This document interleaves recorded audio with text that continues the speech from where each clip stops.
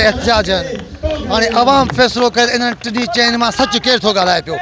Chief minister चए पियो थो 8 ॾींहं अॻु में त केनाल कोन था ठहनि पिया।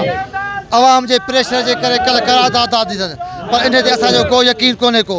असांजी सिंपल डिमांड आहे पीपल्स पार्टी गवर्नमेंट आहे, गवर्नमेंट मां निकिरी अचे सिंध जे अवाम सां बीहे 3 ॾींहंनि जो अल्टीमेटम ॾिए त बाबा केनालनि जो नोटिफिकेशन कढो, उहो कमु बंदि कयो त अल्टीमेटली कमु बंदि थी वेंदो। असां पोइ सम्झंदासीं त वाक़ई पीपल्स पार्टी पंहिंजो को रोल अदा कयो आहे। अदरवाइज़ को परफॉर्मेंस पीपल्स पार्टी जो कोन्हे को। पीपल्स पार्टी हुकूमत मां निकिरी धार थी विए केनाल ऑटोमेटिक बीही वेंदा।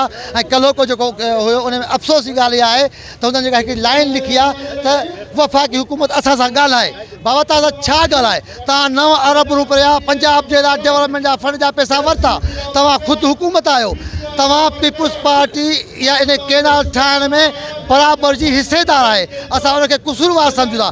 सिंध जो अवाम मुतालबो थो करे आसिफ़ ज़रदारीअ खां मुराद शाह खां त हू जेको वफ़ाक़ में नून लीग सां गॾु वेठा आहिनि उन हुकूमत मां धार थियनि ऐं सिंध खे बचाइनि, सिंधू दरिया बचाइनि। तव्हांजी महिरबानी दोस्त।